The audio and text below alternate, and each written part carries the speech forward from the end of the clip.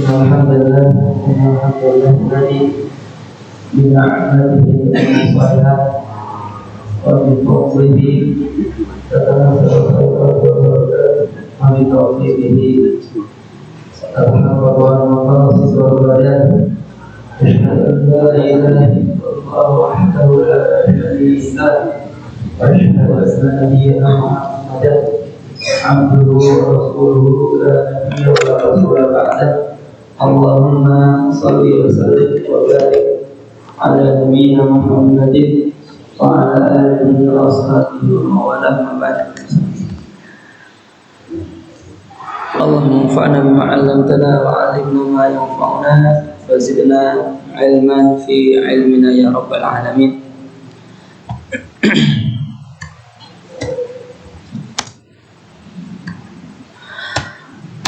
Teman-teman sekalian, jemaah masjid Baitul Salam yang semoga selalu menjaga dengan serta Allah Subhanahu wa taala. Baik, kita lanjutkan lagi bacaan kita dari kitab Mukhtasar Minhajul Qasidin yang ditulis oleh Al-Imam Al-Qadhi Najmuddin Ahmad Ibn Abdurrahman Ibn Qudamah Al-Maqdisi, yang semoga Allah merahmatinya dengan rahmat yang luas dan menjadikan ilmunya manfaat untuk kita semuanya, sehingga dampak baiknya bisa kita rasakan di dua negeri, yaitu di dunia dan di akhirat. Amin ya rabbal alamin. Di pertemuan kemarin kita masih membahas terkait tingkatan tadi ya. Nah, dari yang memang orang beramal itu tujuannya hanya untuk manusia aja, dilihat orang lain, ini seperti orang-orang munafik, atau yang 50-50, dia pengen dapat pahala ya, pengen dilihat orang lain juga ya. Nah, jadi kalau nggak dilihat orang lain, dia nggak beramal soleh. Nah, tapi kalau pas ada orang lain, dia beramal soleh dengan berharap juga mendapatkan pahala dari sisi Allah Subhanahu wa taala. Dan yang terkecil adalah orang yang beramal soleh itu tidak tidak pengen dilihat orang lain. Dia ada orang lain, nggak ada orang lain, tetap ibadahnya sama kualitasnya. Tapi ketika dilihat orang lain itu dia merasa senang, ada rasa sedikit nyaman, terus kemudian ada rasa sedikit bahagia. Nah, orang-orang seperti ini termasuk, kata Ibnu Qudamah, masuk kategori riya yang sangat tipis. Yang sangat tipis, dan tentu ini menafikan ucapan yang selalu kita ucapkan, la ilaha illallah, yang mana makna dari la ilaha illallah yujibu al-ikhlasa. Al-ikhlasa, kata para ulama, mengharuskan orang itu benar-benar ketika beramal untuk Allah saja, sebagaimana disebutkan oleh Syekh Muhammad Ibn Shalih Al-Utsaimin dalam kitabnya Syarah Riyadhus Shalihin. Baik, kita lanjut lagi. Nah, sekarang kita masuk pada ucapan musannif, ucapan penulis. Kalau musannif rahimahullah ta'ala, sang penulis berkata, yang semoga Allah merahmatinya, waqad yakhfa, dan terkadang riya itu benar-benar tidak kelihatan. Nah, fala yad'u ila izhar bin nutqi ta'ridan wa tasriha. Jadi benar-benar dia itu tidak nampak, baik secara ucapan apalagi secara terang benderang. Untuk berusaha memperlihatkan aja tidak, apalagi secara terang benderang enggak kelihatan sama sekali. Walakin bisyama'il, tapi hanya ngasih tanda-tanda aja. Nah, ka'idharil mahul, seperti menampakkan bahwa dirinya itu lemah, lesu, wasofar, pucat, khafdis saut, memelankan suaranya. Nah, seolah-olah dia puasa misalnya. Waya basis syafatain, dua bibirnya kering. Nah, ini menunjukkan bahwa dia seolah-olah puasa. Wa atharid dumu', dan bekas air mata. Karena orang kalau terbiasa menangis itu, nah di sini itu kelihatan bekas. Nah, biasa itu matanya kelopak sini itu agak menghitam, misalnya agak menghitam kalau biasa menangis. Nah, jadi kan bisa lihat sendiri lah kalau istrinya kan nangis lama, itu kan sini pekat merah gitu. Itu sesekali. Tapi kalau tiap hari sininya menghitam. Biasanya pakai dulu itu begitu, sininya menghitam. Nah, bukan untuk beliau ria, memang gitu, setiap malam itu nggak pengen menunjukkan juga asar itu kan kelihatan. Wa ghalabatin nu'as, dan ngantuk. Nah, jadi kalau siang kelihatan menguap ngantuk. Ada lati ada tulis tahajud, untuk menunjukkan bahwa dia itu semalam tuh tahajud. Nah, jadi siang-siang ngantuk. Ini ngantuk kayak gini tuh ada orang yang ya ini nggak menunjukkan bahwa dia banyak tahajud ya. Ada orang bawaannya ngantuk terus. Nah, saya punya kenalan tuh tidur pagi bisa, menjelang zuhur bisa, setelah zuhur bisa, tidur habis asar juga bisa, menjelang maghrib juga bisa, habis maghrib juga bisa. Nah, orang kalau banyak tidur biasanya gampang ngantuk. Nah, kalau kata Ustaz Ana dulu itu, orang kalau banyak tidur itu menandakan bahwa otaknya isinya nggak banyak. Nah, makanya imam dulu tidurnya sebentar. Imam Nawawi itu paling cuma berapa menit, berapa puluh menit. Nah, ya kayak bayi gitu. Nah, kalau otaknya nggak ada kan tidur terus. Nah, tapi waktu aku minta jika yakhtafi bihaitsu la yuridu al-ittila'u alaihi. Bisa jadi bentuk ria itu benar-benar tipis sampai dia itu nggak pengen dilihat orang lain. Nah, ini kan sudah bagus ya. Kalau kita sudah punya sampai derajat ini sudah bagus, beramal soleh nggak pengen dilihat orang lain. Walakinnahu, akan tetapi ma'adzalika, nah bersama dengan itu, idza ra'an nasa, kalau pas dia beramal soleh kok dilihat orang lain. Nah, afan idza ra'an nasa, ketika dia lihat orang, ini ibadahnya udah sukses dilihat orang lain. Ahabba ayyabda'uhu bisalam, kalau pas ketemu orang itu dia pengen orang lain yang memulai salam, bukan dia mulai salam. Ini menunjukkan bahwa dia lebih mulia bisa berpapasan. Harus orang lain dulu yang mulai. Waalaikumsalam. Seolah dia lebih dihormati. Nah, wa ayyuqabiluhu bil basyasha. Dia pengen kalau ditemui orang itu orang tersenyum, wajahnya cerah. Nah, yang dilihat. Wa tauqir, dan penuh penghormatan, kemuliaan. Wa yanshatu fi qada'i hawaijihi, dan mereka orang-orang itu bersemangat untuk menunaikan hajatnya. Nah, misalnya dalam sebuah hajatan itu, terus tiba-tiba orang monggo ngasih duluan. Nah, untuk dia misal gitu ya. Wa yusabihu fil muamalah, dalam muamalah itu selalu tasamuh. Nah, misalnya kalau salah dikit, enggak apa-apa. Saya numpahin apa gitu, udah nggak apa-apa. Nah, pengen orang itu segera dalam segala hal itu tasamuh. Nah, lebih mengedepankan dia. Wa yuwassi'u lahul makan. Nah, ngasih tempat yang lapang. Silakan. Nah, misal fa'in qasara atau qasara fi dzalika muqassir. Fa'in qassara fi dzalika muqassir thaqula dzalika 'ala qalbihi. Kalau orang itu mengurangi itu, nah hatinya itu berat. Pemuliaannya mana sih kok nggak ada? Penghormatannya mana kok ketemu nggak lewat sih? Kok saya dulu yang dapat salam dulu? Kok biasa aja, agak berat. Nah, ka'anna nafsahu tataqadu al-ihtirama, seolah-olah jiwanya itu menuntut penghormatan. Saya nggak dihormati, padahal ibadahnya sudah ikhlas, nggak dilihat orang lain, tapi dia pengen. Nah, dari ibadahnya itu orang lain menghormatinya, bukan karena melihat langsung, tapi karena dia rajin ibadah ala ta'atilati akhfaha, terhadap ketaatan kepada Allah yang sudah dia sembunyikan, nggak ada yang lihat. Jadi pengennya dari itu pengen dihormati. Nah, karena emang lazimnya orang dihormati itu emang enak. Nah, wa mata lam yakun wujudu al-ibadati ka'adamiha fi kulli ma yata'allaqu bil khalqi lam yakun khaliyan an syaubi khafiyyin raya. Kapanpun keberadaan ibadah itu dengan tidak adanya ibadah itu, itu nggak berkaitan tentang makhluk. Itu nggak bisa berkaitan tentang makhluk, maka nggak bisa dia lepas dari baju apa ya, yang samar terhadap riya. Maksudnya ketika kita beribadah dan tidak beribadah, ketika ketemu orang itu nggak berimbas apa-apa. Nah, kok nggak bisa seperti itu? Maka sebenarnya apa ya, selimut riya itu masih tetap ada. Nah, kalau sudah biasa aja, saya ibadah nggak ibadah ketemu orang biasa aja, nah itu sudah nggak ada riyanya insya Allah.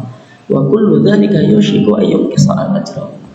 Dan semua itu dikhawatirkan mengurangi pahala. Padahal keberadaan pahala ini sangat kita butuhkan nanti di akhirat. Kan di Al-Quran disebutkan, wa amma man khaffat mawazinuhu fa ummuhu hawiyah. Kalau amalan ibadahnya kok ringan, sedikit, wah maknya adalah hawiyah. Wa ma adraka ma hiya. Tahu nggak kamu apa itu? Narun hamiyah. Dia adalah api yang menyala-nyala. Nah, yaitu neraka yang bergejolak. Makanya kita apa nih, butuh banyak pahala. Wala yaslamu minhu illa siddiqun. Dan gak mungkin selamat dari riya kecuali mereka adalah as-siddiqun. As-siddiqun itu apa? As-sidqu itu artinya al-kamal. Nah, kata Syekh Abdul Rahman As-Sa'di, as-siddiqun itu artinya orang-orang yang imannya sudah sempurna. Jadi keyakinannya sama Allah itu sudah sempurna. Dia udah nggak lihat kanan kiri, dia fokusin Allah aja. Nah, di antaranya kalian takbir itu, nah, terus kemudian dia itu amal solehnya juga sudah sempurna. Nah, nggak ada yang dikurangi, amal-amal solehnya juga dia senang. Terus kemudian apa lagi? Amal iman, amal soleh, lupa saya. Ya kurang lebih itu, mungkin takwa di antaranya. Ada satu lagi lupa. Ta'im waqat rawaina an Wahb bin Munabbih. Telah datang sebuah riwayat dari Wahb bin Munabbih. Kita kenalan sedikit ya tentang Wahb bin Munabbih. Wahab itu artinya pemberian. Jadi kalau ada bapak ngasih anak namanya Wahab, itu artinya seperti atau itu artinya pemberian. Pemberian Allah. Munabbih itu mengingat. Mungkin bapaknya dulu sering ingetin orang kalau lagi pas melenceng. Tapi Munabbih sekarang itu apa? Artinya itu bukan itu, artinya alarm. Itu artinya istilah Munabbih itu artinya alarm atau bel. Bel masuk itu. Nah, ini ada Wahab bin Munabbih. Beliau itu lahir tahun 34 Hijriah. Nah, meninggalnya tahun 100 sekian belas Hijriah. Nah, beliau itu orang Sana'a, orang Yaman. Kalau kita nyebut orang Yaman di zaman itu, maka mindset kita harus berpikir ke belakang. Bahwa Yaman dulu itu dikuasai orang-orang Yahudi. Kalau disebut Yahudi, berarti ilmu-ilmu Israiliyat itu banyak. Nah, kitab-kitab mereka ramai. Nah, terus kemudian 80 tahun sebelum kemunculan Rasulullah itu dikuasai Nasrani. Nah, di peristiwa itu Pak Ashabul Ukhdud, yang dengan sudah tahu semua di surat Al-Buruj. Nah, itu setelah dikuasai oleh orang-orang Nasrani, sehingga negara Yaman itu menjadi negara Nasrani. Ini kan negara kaum Ratu Saba itu yang terkenal. Wong di era Nabi pun peninggalan Ratu Saba masih ada. Di zaman Nabi keluar itu peninggalan Ratu Saba itu masih ada. Nah, di era sebetulnya ya Allah, raja yang menghancurkan Ka'bah itu Abraha, itu masih ada. Tapi lanjut lagi, sehingga beliau kisah-kisah Israel itu banyak. Dan dulu para tabi'in itu banyak menimba ilmu dari beliau. Tapi riwayat hadisnya tidak banyak, hanya kisah-kisah Israiliyat aja. Dan kisah Israiliyat ini kata Rasulullah sebagaimana disebutkan oleh Abdullah bin Amr bin Al-As radhiyallahu anhu, "Nam hadithu an Bani Israil wala haraj." Sudah ngomongin aja tentang Bani Israil, enggak seorang. Nah, kalau ada kebaikan diambil, kalau enggak buang. Tapi anna rajulan minal ubbad qala li ashabihi. Jadi ada orang ahli ibadah ngomong kepada teman-temannya, "Inna qad faraqna al-amwala wal aulada makhafatan tughyan."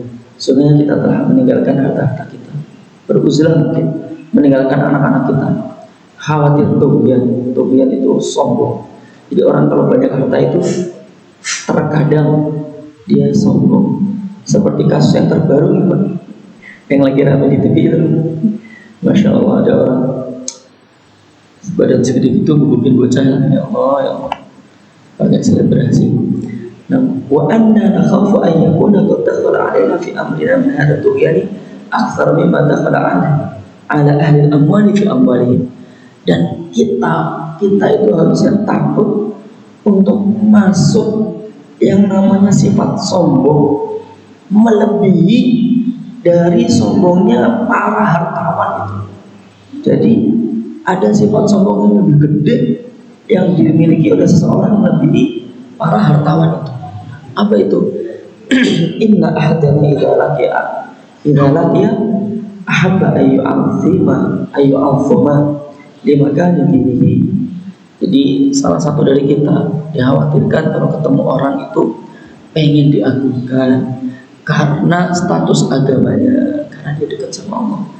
Nah, zaman dulu itu ada tempat-tempat ibadah orang beruzlah itu dibangunkan sendiri, itu ada agak namanya apa lupa saya itu, agak kecil gitu. Nah, jadi di situ sampai sekarang masih ada kayaknya. Dari agama Yahudi, Nasrani ada, agama-agama Buddha juga ada, Hindu juga ada. Nah, untuk fokus ibadah. Nah, di kita ada di rumah kecil-kecil tempat sholat. Wa in kana lahu hajatun ahabba an tuqda li makani dinihi. Kalau dia punya hajat, dia pengen agar hajatnya itu diselesaikan orang lain karena terkait agamanya. Nah, untuk makan apa yang dicukupin kayak gitu. Wa ini ishtaro, kalau dia membeli sesuatu, ishtaro syai'an ahabba yurakhasa lahu li makani dinihi, pengen dikasih harga murah. Nah, karena dia Pak Ustadz, Pak Kiai, atau Pak Ulama, atau apalah, Pak ahli ibadah, fabalagha dzalika mulkuhum. Nah, maka dengan ibadahnya tersebut dia berhasil memiliki orang-orang atau milkuhum, menguasai orang-orang. Faroqiba fi mawqibihi, maka dia naik dalam konvoi, seolah gitu, kemana-mana diikuti. Nah, pengen gitu. Saya punya teman itu Ustadz Anan, bukan teman, Ustadz kakak kelas jauh gitu. Nah, itu tinggal di Pati. Itu Masya Allah, kalau pas ada acara kondangan, tapi insya Allah beliau selamat lah, jadi hati-hati pengen lihat apa. Acara kondangan lagi berisik itu, tiba-tiba dia datang, Pak Ustadz, saya ada masalah ini gimana? Nah, kadang orang itu, ini bukan beliau seperti itu enggak. Nah, orang itu, nah pengen kemana itu kayak konvoi, diikutin. Dulu itu ya kita ada gambarannya. Zaman dulu itu ada imam terkenalnya Al-Imam Fakhruddin Ar-Razi.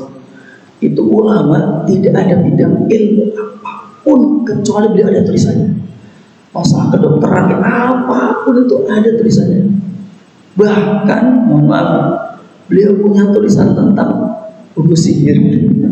Makanya ada ulama itu yang datang setelahnya itu mengeluarkan beliau dari Islam.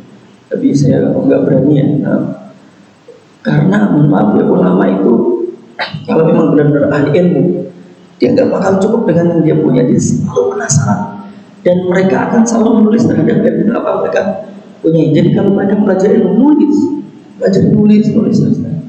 Nah, kalau beliau nulis masalah itu. Nah, mau terang. Tapi ya ada ulama yang sampai seperti itu ya berdasarkan buku itu. Nah, tapi ulama lain, maaf, itu melihatnya gini. Kalau ada orang 99 bukti bahwa dia itu sudah keluar dari Islam, buktinya ini 99. Tapi ada satu bukti bahwa dia itu Muslim, maka kita orang awam itu diminta untuk menghukumi dengan yang satu ini. Jadi dia Muslim, bukan keluar dari Islam.